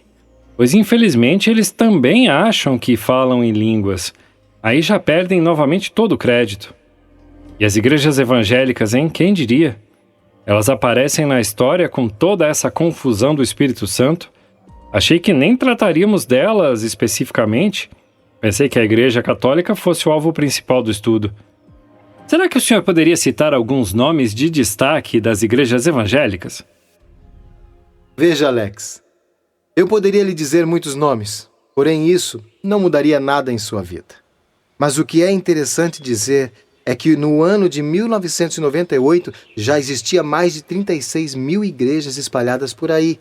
E até o ano de 2014 já ultrapassava a marca de 188 mil religiões. O Brasil é um país religiosamente diverso, com a tendência de mobilidade entre as religiões. A população brasileira é majoritariamente cristã, sendo sua maior parte católica. No entanto, existem muitas outras denominações religiosas no Brasil. Algumas dessas igrejas são protestantes, pentecostais, episcopais, metodistas, luteranas e batistas. Há mais de 1,5 milhão de espíritas ou kardecistas que seguem a doutrina de Allan Kardec. Existem também seguidores da Igreja de Jesus Cristo dos Santos dos Últimos Dias, uma minoria de judeus, muçulmanos, budistas e seguidores do candomblé e da Umbanda. Cerca de 12,5 milhões de pessoas declararam-se sem religião, podendo ser agnósticos, ateus ou deístas. Nas últimas décadas, tem havido um grande aumento de igrejas neopentecostais, o que diminuiu o número de membros tanto da Igreja Católica quanto das religiões afro-brasileiras. Percebe como o plano de Satanás vem dando certo? Caramba, mestre, é muita religião. Mas acredito que muitas delas devem seguir os mandamentos de Deus. Este é um assunto que também ficará para mais para frente. Tudo bem, já sei. Cada coisa no seu tempo. Eu compreendi. Então me diga, qual será a próxima coluna da verdade? Falaremos sobre como o inimigo tentou pisar na 4ª coluna da verdade, a Bíblia Sagrada. Lembra do verso 17 de João 17? Santifica-os na tua verdade, a tua palavra é a verdade. Pois bem, veremos algumas coisas sobre a Bíblia e este grande conflito. Creio que você tem uma Bíblia católica em sua casa. Pegue-a para darmos sequência no estudo. Alex acatou o pedido de seu amigo sem questioná-lo. Mas para que será que ele queria outra Bíblia se já tinham uma em mãos? Não era tudo a mesma coisa? O que será que Miguel pretendia com aquele pedido? Perguntas como estas vagavam em sua mente. Porém, a confiança que havia depositado em seu misterioso professor era tamanha que logo chegou com ela em suas mãos. Sentou-se novamente naquele jardim, onde a presença de um gatinho muito peludo que brincava com seu amigo fazia do cenário um ambiente muito agradável e prazeroso. Miguel usava uma folha caída para ver o animalzinho correr atrás dela. E quando a erguia, o gatinho se armava e pulava para pegá-la. Os animais parecem gostar muito do senhor, não é? Eles são seres puros, agem pelo instinto e não pela consciência. Se demonstrarmos carinho para com eles, eles nos devolverão da mesma forma, mas sem esquecer que não são seres pensantes. Agora, se agirmos de forma que eles se sintam ameaçados, então eles irão se defender e agir de forma mais brusca, seja com quem for. É o instinto. Sei. Tome, aqui está a Bíblia que pediu. Fique com ela. Daqui a pouco vou pedir para que leia algumas passagens. Você lembra que eu disse que a Bíblia foi escrita em 3 línguas? Sim, em hebraico, aramaico e em grego. Disse também que ela possui 66 livros, 39 no Velho Testamento e 27 no Novo Testamento. Mas o que tem isso? Calma, eu chego lá. Bom, você sabe que o inimigo detesta a palavra de Deus, ou seja, ele quer destruir a Bíblia, mas ele não pode fazer isso. O diabo não tem poder para fazer isso. Se ele não pode fazer isso, então qual o seu plano? Afastar as pessoas dela? Não, ele quer algo muito melhor. Ele quer que você leia a Bíblia, mas que você não a compreenda da forma correta. Mas como assim? Isso é possível? Sim, muito possível. Você mesmo já me confirmou isso. Lembra quando falamos sobre Adão e Eva, quando Deus falou que não comessem o fruto para não morrerem? O que o diabo disse para o casal sobre o fruto? Que eles poderiam comer que não morreriam. Exatamente. Para enganá-los, ele mudou a palavra de Deus. E o que acontece quando se muda a palavra de Deus? Alguma coisa de muito ruim? Em Apocalipse, capítulo 22, versículo de 18 a 19, encontramos a resposta. Porque eu testifico a todo aquele que ouvir as palavras da profecia deste livro, que, se alguém lhes acrescentar alguma coisa, Deus fará vir sobre ele as pragas que estão escritas neste livro. E, se alguém tirar quaisquer palavras do livro desta profecia, Deus tirará a sua parte do livro da vida, e da cidade santa, e das coisas que estão escritas neste livro. Agora você sabe. Alex, não devemos tirar nem acrescentar nada à palavra de Deus. Por isso é que devemos tomar cuidado com a Bíblia que lemos. Esta que tenho em minhas mãos é com a tradução de João Ferreira de Almeida. E esta que você segura é a Bíblia Católica, a Bíblia de Jerusalém, tradução católica com imprimatur. Outra coisa, não esqueça de pesquisar quem foi João Ferreira de Almeida. Ok, mas aquele acréscimo de Satanás, além de levar o casal a pecar, trouxe alguma complicação para nós, seres humanos de hoje? Sim, devido ao acréscimo da palavra não, na questão morrer ou não morrer, é que surgiu a doutrina espírita, de que as pessoas não morrem. E este é o tema mais discutido até hoje, a morte. As pessoas que não estudam a Bíblia não sabem para onde vão, têm dúvidas. Se perguntam se ao morrerem irão para o céu ou para o inferno, se irão para o purgatório, para o mundo dos espíritos ou para o seio de Abraão, ou para o cemitério, se ficam flutuando ou se reencarnam. Percebeu? Tudo isso por causa daquele não, acrescentado por Satanás. Assim ele consegue fazer uma confusão e arrastar uma multidão para o seu lado. Veja a sutileza com que ele faz essa confusão. Abrirei esta Bíblia em Apocalipse, capítulo 1, versículo 10. Aqui diz o seguinte: Eu fui arrebatado no Espírito no dia do Senhor, e ouvi de trás de mim uma grande voz, como de trombeta. Qual é o dia do Senhor, Alex? Bom, agora eu sei que é o sábado. Digamos que você não soubesse. Abra a sua Bíblia no mesmo lugar que eu. O que diz aí? Diz: Num domingo fui arrebatado em êxtase, e ouvi por trás de mim voz forte como de trombeta. Com uma cara de espanto, prosseguiu dizendo: Minha nossa, aqui está uma alteração muito grave. Que Bíblia é esta que você tem em mãos, Alex? Bíblia Ave Maria. Mas existem outras coisas que acontecem. Veja só. Vou abrir aqui em João, capítulo 1, versículo 1. No princípio era o Verbo, e o Verbo estava com Deus, e o Verbo era Deus. Na tradução Novo Mundo Sociedade Torre de Vigia, Testemunha de Jeová, você encontra o seguinte dizer: No princípio era a palavra, e a palavra estava com Deus, e a palavra era um Deus. Até aí tudo bem. Não tem problema trocar o verbo por palavra. Não muda nada. Mas esse está entre colchetes E quando achamos alguma coisa entre colchetes na Bíblia, quer dizer que aquela tradução não está no original, que foi mudado. Ou seja, neste caso a intenção é separar a divindade de Deus Jesus de Deus Pai. Dizer que um não é igual ao outro em divindade. E para provar isto é que deixaram Deus escrito com letra minúscula, para justificar que a referência é dada a Jesus, o Filho. Pois nesta tradução quiseram usar uma hierarquia como se Jesus estivesse abaixo de Deus Pai. Jamais podemos usar a palavra Deus, no caso Deus Pai, Deus Filho e Deus Espírito Santo com letra minúscula. Mesmo quando se quer apresentar algum tipo de hierarquia onde encontramos primeiro o Pai e depois o Filho, até porque não há necessidade, pois na verdade eles estão na mesma altura divinal. Nenhum é maior que o outro. Lá em Isaías capítulo 9, versículo 6, apresenta o seguinte: porque um menino nos nasceu, um filho se nos deu, e o principado está sobre os seus ombros, e se chamará o seu nome. Maravilhoso, Conselheiro, Deus Forte, Pai da Eternidade, Príncipe da Paz. Ou seja, Alex, Jesus é Deus Forte e Pai da Eternidade.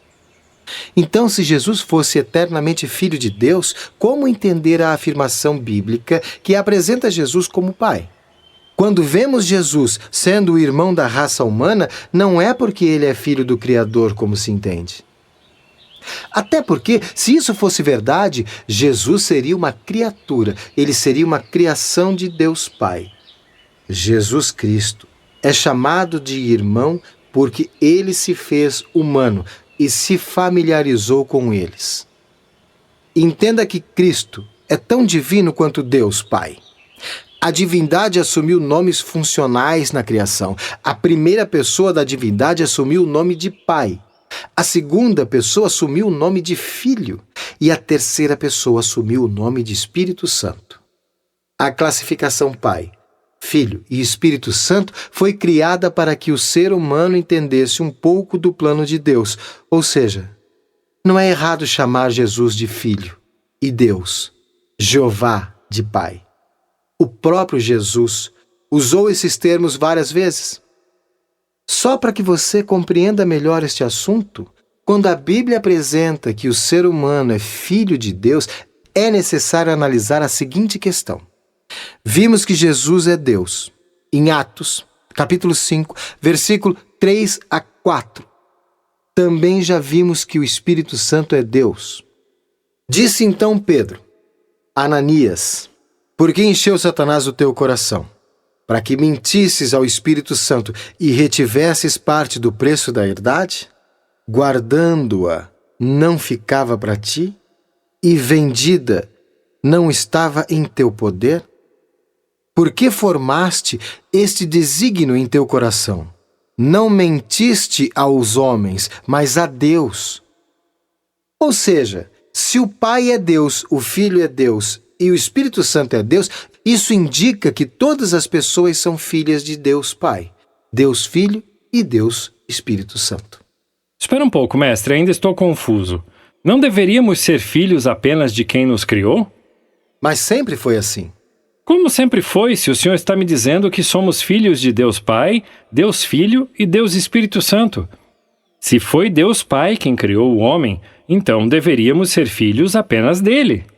O problema, querido filho, é que muitos não sabem que não foi apenas Deus Pai quem criou o homem. Se fosse assim, a Bíblia estaria mentindo. E você sabe que ela não entra em contradição. Mas fique tranquilo que vou lhe explicar esse assunto e encerrá-lo por aqui, pois já estamos entrando num outro tema. Em Gênesis, capítulo 1, versículo 26, diz: E disse Deus: façamos o homem à nossa imagem. Bom, a palavra façamos já começa dizendo que havia mais de uma pessoa na criação do homem. Em João, capítulo 1, versículos de 1 a 3, diz: No princípio era o Verbo, E o Verbo estava com Deus, e o Verbo era Deus. Ele estava no princípio com Deus. Todas as coisas foram feitas por ele, e sem ele, nada do que foi feito se fez. Entenda que Jesus Cristo é o Verbo. Isto pode ser encontrado em João, capítulo 1, versículo 14. E o Verbo se fez carne e habitou entre nós, e vimos a sua glória, como a glória do unigênito do Pai, cheio de graça e de verdade. Jesus é o unigênito. Jesus se fez carne entre os homens. Então Jesus é o Verbo, correto? Alex apenas balançou a cabeça, afirmando que estava entendendo. Isso quer dizer que Jesus estava com Deus na criação. Mas quem falou, façamos o homem à nossa imagem? Foi Jesus que disse. Pois ele é a palavra, o Verbo. Depois encontramos a passagem de Gênesis, capítulo 2, versículo 7, a outra atuação. E formou o Senhor Deus o homem do pó da terra. Que Deus está formando o homem do pó?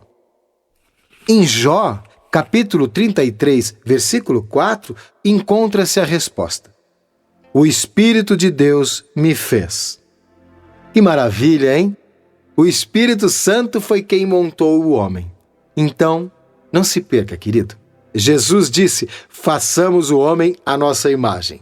Depois, o Espírito Santo pegou o pó da terra e moldou o homem. Criou o homem. E por último, Deus Pai, o Todo-Poderoso, sopra a vida nas narinas do homem. Está na continuação de Jó, capítulo 33, versículo 4. E o sopro do Todo-Poderoso me dá vida.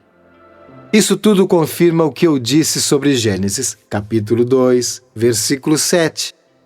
E formou o Senhor Deus o homem do pó da terra, e soprou em suas narinas o fôlego da vida, e o homem foi feito alma vivente.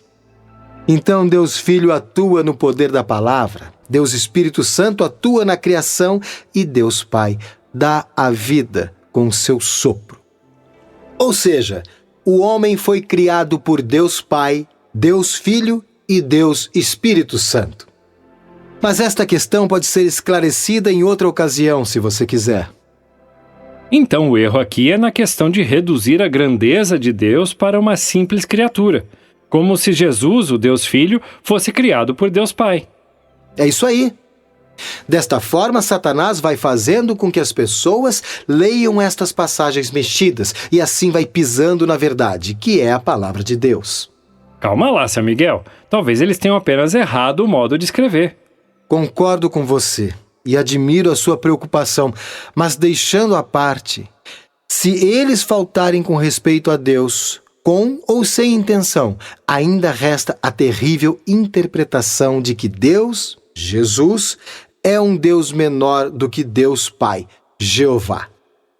Isto não pode acontecer, pois os três são Deus, cada qual com suas características, lembra? Tudo bem, não me restam dúvidas sobre essa parte. No entanto, percebo que já estamos entrando num outro assunto que ainda terei que me aprofundar melhor. E realmente parece ser um tema importantíssimo, mas eu não gostaria de perder o fio da meada. Continue me falando sobre as passagens mexidas. Muito bem, Alex. Existem muitas outras passagens mexidas que eu poderia citar. Porém, não convém fazê-lo, já que você conseguiu entender bem a explicação. Certamente que sim, e pelo que eu entendi também, devido a tantas religiões, existem interpretações de diversas maneiras sobre um mesmo assunto. Vejo nisso um ponto positivo no plano do inimigo. Você está corretíssimo. Parabéns. Mas antes de eu lhe falar sobre as interpretações, quero fazer uma comparação entre esta Bíblia que está comigo e esta que está com você, a Bíblia Romana. Você já sabe que é a original. Tem 66 livros. Agora quero que conte quantos livros tem a Romana. Alex contou pacientemente por 3 vezes, e em todas chegou ao mesmo número de livros. Aqui tem 73 livros, mestre. Como pode? Está errado, não é? Este é mais um dedo do inimigo. Ele colocou 7 livros a mais. Acompanhe comigo no índice. Temos aí 1 Macabeu, 2 Macabeu, Tobias, Judite, Sabedoria, Eclesiástico e Baruque. Estes são livros conhecidos como apócrifos. Ah, sei, são livros ocultos, livros pseudocanônicos, livros que não foram inspirados pelo Espírito Santo. Isto mesmo, você tem algum conhecimento sobre o assunto. Não é um sem noção, como diz. E além disso, no livro de Esther e de Daniel, livros que de fato estão na Bíblia Sagrada, existe um acréscimo. Assim, a Bíblia romana vai contra o princípio da própria Bíblia, onde nada pode ser acrescentado e nem tirado. Mas, seu Miguel, nesses 7 livros tem alguma coisa que vá contra o ensinamento de Deus? Com muita calma e amor, Miguel respondeu: Filho amado, nestes livros você encontrará orações pelos mortos, falsas curas, feitiçarias, salvação por esmolas e obras, alteração do destino das almas após a morte e a falsa doutrina do purgatório. Tem histórias fictícias, histórias lendárias, histórias absurdas. Lá se ensina artes mágicas e até feitiçarias, como no caso de Tobias, capítulo 6, versículos de 1 a 9. Sério? Ah não, essa eu quero ver. Me permite ler essa passagem? Claro, vá em frente. Deixa eu ver, quero ver se eu acho isso. Tobias, capítulo 6, versículos de 1 a 9. Aqui está. O moço partiu, e com ele o anjo. Também o cão partiu com ele e os acompanhou. Ambos puseram-se a caminho. Ao cair da primeira noite, acamparam à margem do Tigre. O rapaz desceu para lavar os pés no Tigre. Então, um grande peixe saltou fora d'água e quis engolir seu pé. O moço gritou. O anjo lhe disse: agarra-o e domina-o. O moço apoderou-se do peixe e o puxou para a terra. O anjo disse-lhe: abre-o, extrai-lhe o fel, o coração e o fígado, põe-nos à parte, depois joga fora as entranhas. De fato, este fel, este coração e este fígado são muito úteis como remédios. O moço abriu o peixe, recolheu o fel, o coração e o fígado, a seguir assou o resto que comeu e pôs uma parte a salgar. Ambos prosseguiram caminho juntos até as proximidades da Média. Então o moço fez ao anjo esta pergunta: Azarias, meu irmão, que remédio existe no coração e no fígado do peixe e no seu fel? Ele respondeu: o coração e o fel do peixe, se fizeres subir a sua fumaça diante do homem ou da mulher que um demônio ou mau espírito atacam, toda a investida será afastada. Ficar-se-á libertado para sempre. Quanto ao fel, unta com ele os olhos de quem tem leucomas, sopra sobre os leucomas e eles ficarão curados. Alex não sabia se ria ou se lamentava, mas o fato era que a libertação do ataque de demônios e a cura do leucoma, uma opacidade que pode se localizar centralmente e também provocar alterações na curvatura corneana, diminuindo a visão e que pode ser congênito ou se desenvolver após doenças infecciosas, principalmente herpes ocular ou traumas, através das partes do peixe, estavam descritas naquele livro. Uma coisa era certa: o arrependimento por não conhecer a verdade, por ter se acomodado tanto tempo achando que tudo estava bem, lhe atingiu em cheio. Alex largou aquela Bíblia e ajoelhou-se ali mesmo no jardim e pediu misericórdia a Deus. Pediu perdão pelos seus erros e por ter brigado com sua falecida esposa, quando no fundo ela queria apenas abrir seus olhos. Pediu que Deus tivesse piedade dele e que o conduzisse ao caminho da verdade, da justiça, do amor, da santa lei de Deus. Pediu compaixão e sabedoria para compreender a sua palavra. Miguel o acompanhou e da mesma forma orou a Deus. Pediu para que o Pai Todo-Poderoso ouvisse a oração de Alex e que confortasse seu interior, sua mente, e que lhe desse forças para o que havia de vir, para que o amparasse nos acontecimentos futuros, pois sua fé seria terrivelmente testada. Em seguida, levantaram-se e num longo abraço fraternal, Miguel ficou a sorrir orgulhosamente de seu aluno, enquanto Alex sentia novas oportunidades surgindo em sua vida com aquele estudo. Eram informações preciosíssimas que estavam destapando seus olhos, há muito fechados por uma venda colocada por sua própria ignorância.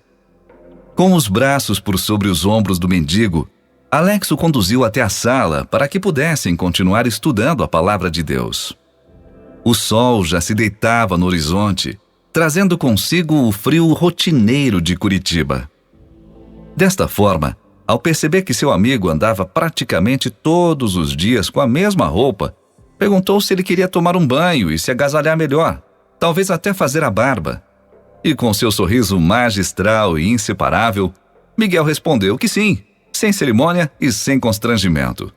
Alegre com a decisão de seu professor, realizou a busca de novas roupas e preparou a banheira de hidromassagem com água morna e muita espuma. Explicou onde estavam os aparatos que iria utilizar para a sua higiene, recomendou que não tivesse pressa de terminar, que aproveitasse o máximo e, ao sair, no fechar da porta, comentou num tom amigável: Desculpa aí se a minha hidro é muito pequena. Sei que lá na sua casa você deve ter algumas muito maiores que essa, mas pelo tempo que você está na rua, creio que essa lhe servirá muito bem. Miguel soltou uma forte gargalhada que ecoou pela casa, fazendo com que Alex seguisse o mesmo exemplo.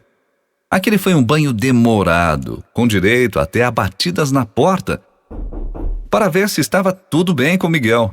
E enquanto seu amigo se reabilitava higienicamente, Alex foi até a frente de sua casa para analisar o movimento, respirar ar fresco, pensar na vida, tentar achar algumas respostas, talvez rever algumas pessoas que há tempos não via e, na ocasião, notou um carro diferente na rua. Era um Opala preto, 4 portas, ano 76, insufilmado, com rodas esportivas, rebaixado, aparentemente tudo em perfeito estado. Até aí nada de anormal. Porém, o que chamava a atenção de Alex era que, coincidentemente, por vários dias, o carro estava ali, mas sempre estacionado em lugar diferente. Todas as casas tinham garagem. Não seria possível que o dono deixasse uma belezura daquela no tempo, pegando sol e chuva. Realmente tinha algo de errado. Então, por via das dúvidas, resolveu ir até lá para ver melhor. Aproximou-se bem perto do vidro para ver seu interior, mas foi impossível. O insufilme não permitia ver qualquer coisa. Esta questão lhe aguçou ainda mais, pois não era permitido um carro com aquele tipo de proteção nos vidros. Alex olhou para todos os cantos da rua e não viu ninguém. O lugar estava deserto e cada vez mais sem a luz do dia. Mais que depressa, foi até a estante da sala pegar um papel e uma caneta para anotar o número da placa. Quando voltou, não existia mais carro, nem pista alguma que levasse ao mesmo. Restou apenas um clima pesado e muitas dúvidas em sua mente. Seria uma coincidência que o dono saísse exatamente naquele instante em que foi buscar a caneta? Ou ele estava dentro do carro observando tudo e, quando sentiu que Alex voltaria, foi embora? Sem saber o que achar, voltou para casa e serviu a mesa. Minutos depois, Miguel já estava à sua espera com a Bíblia aberta em meio aos quitutes. Alex se surpreendeu com a diferença. Mesmo com a barba apenas aparada, seu professor parecia outra pessoa. As roupas lhe caíram bem, o deixaram com um estilo mais jovem e com uma fisionomia mais saudável. Sendo assim, deixando seus novos pensamentos de lado, perguntou se já poderiam continuar com os estudos. Sobre a mesa, além da Bíblia, ali estava uma travessa com avelãs, pães com geleias e uma jarra com suco natural, preparado enquanto Miguel tomava banho, caso tivessem fome. E pegando um dos pães, disse Alex com a boca cheia: O quê? Agora sim, hein? Gostei de ver. Ficou muito bom, Sr. Miguel. Nem parece a mesma pessoa. O senhor poderia andar assim sempre que possível, não acha? De forma carinhosa, mas firme, respondeu: Olha, meu caro, eu prefiro a aparência interna. Não ligo para essas coisas de estilo e moda. Na verdade, o que importa para mim é que as pessoas tenham a consciência de que o tempo está acabando. Ou seja, no dia em que a segunda vinda de Jesus ocorrer. Não importa se ela estará de terno ou de camiseta, se será rico ou pobre, se estará na moda ou não. O que de fato é importante é a salvação. E então, o que essa pessoa bem vestida fez para se salvar? Comprou mais roupas? Acompanhou a moda? O que essa pessoa sem condição social fez para se salvar? Viveu honestamente? Carregou armas na cintura? Vendeu drogas? Percebe a situação, filho? Calma aí, mestre, eu não falei por mal, só estava dizendo que o senhor ficou elegante assim. Está tudo bem, não está mais aqui quem falou. Vamos dar sequência de onde paramos? Então, onde estávamos? Falávamos sobre a existência de tantas outras religiões e de como Satanás vem fazendo confusão na cabeça das pessoas ao mexer na palavra do Senhor. Ah, sim, o senhor ficou de me falar sobre as interpretações e acabou fazendo antes a comparação entre as Bíblias. Correto? Então vamos lá. Você lembra sobre as tentações no deserto que falamos quando fomos para o jardim? Mais ou menos, poderia me relembrar? Tudo bem. Veja aqui em Mateus, capítulo 4, versículos de 1 a 7. Então foi conduzido Jesus pelo Espírito ao deserto, para ser tentado pelo diabo. E tendo jejuado 40 dias e 40 noites, depois teve fome. E chegando-se a ele o tentador, disse: Se tu és o Filho de Deus, manda que estas pedras se tornem em pães. Ele, porém, respondendo disse: Está escrito, nem só de pão viverá o homem, mas de toda a palavra que sai da boca de Deus. Então, o diabo o transportou à cidade santa e colocou-o sobre o pináculo do templo. E disse-lhe: Se tu és o Filho de Deus, lança-te de aqui abaixo. Porque está escrito que aos seus anjos dará ordens a teu respeito e tomar-te-ão nas mãos, para que nunca tropeces em alguma pedra. Disse-lhe Jesus: Também está escrito, não tentarás o Senhor teu Deus. Claro, claro. É a passagem que mostra o diabo tentando Jesus com as próprias palavras da Bíblia.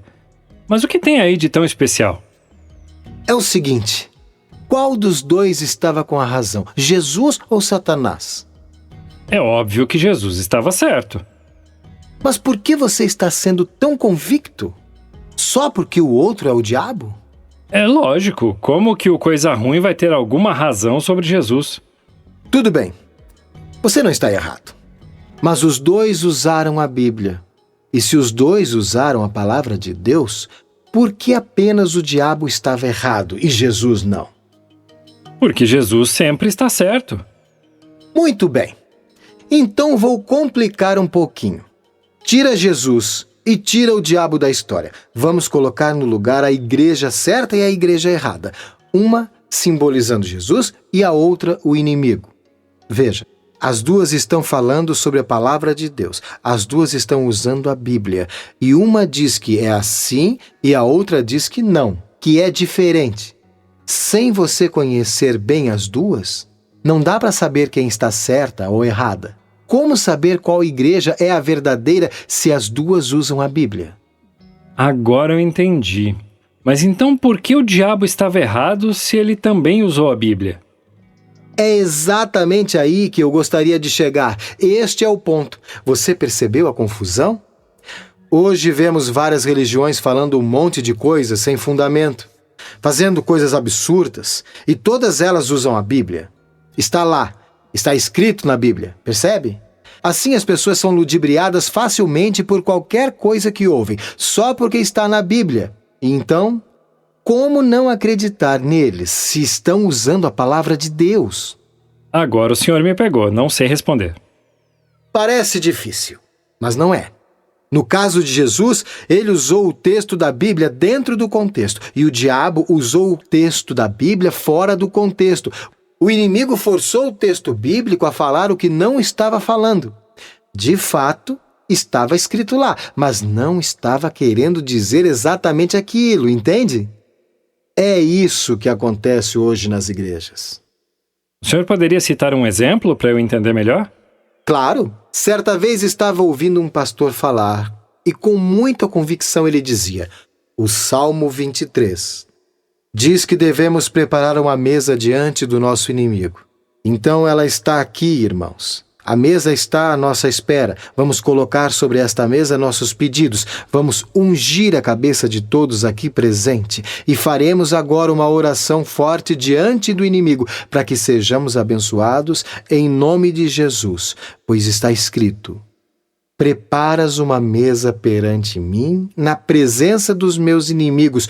Unges a minha cabeça com óleo, o meu cálice transborda. Hoje nosso cálice vai transbordar, irmãos. Aleluia! Glória a Deus! Entendeu, Alex? Ele usou o texto da Bíblia fora do que realmente ela quer dizer e distorceu toda a informação. Pois este texto quer dizer o que irá acontecer na época da perseguição. É isso que o salmista quer dizer. É por isso que não me canso de repetir: aquele que estuda a Bíblia jamais será enganado. Ela é a luz para o caminho e é somente com o estudo certo que as pessoas conhecerão a verdade. Entendi. A interpretação sobre a mesa estava errada.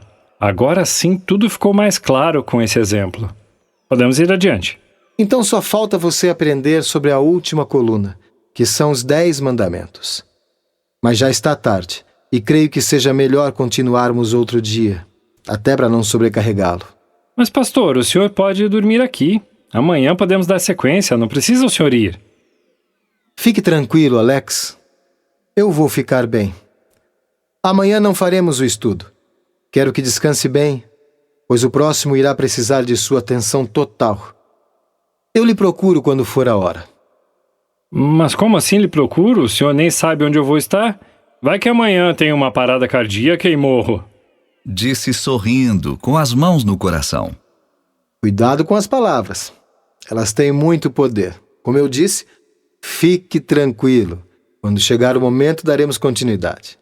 Tudo bem, então. Se prefere assim, eu lhe acompanho até o portão. Na despedida, se abraçaram, sempre com a iniciativa de Miguel.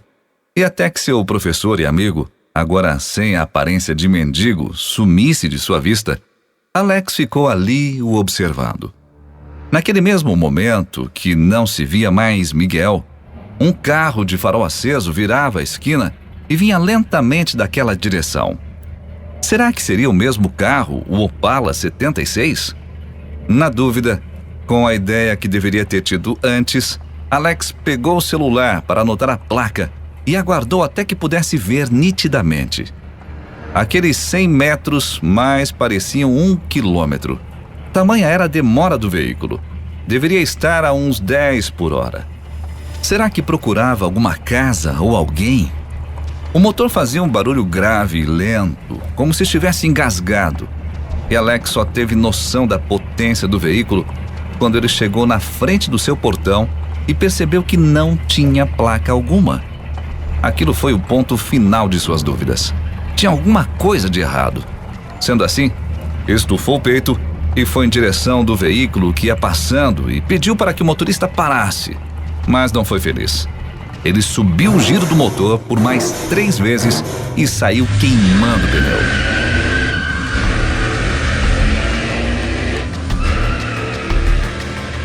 Aquela acelerada foi assustadora e excitante, já que Alex era apaixonado por carros.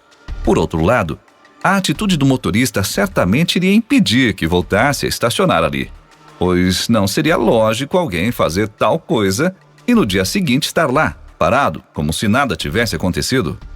O que de fato a pessoa queria com aquela exibição? Seria algo feito com alguma intenção ou apenas jovens querendo aparecer e colocar medo na vida de alguém?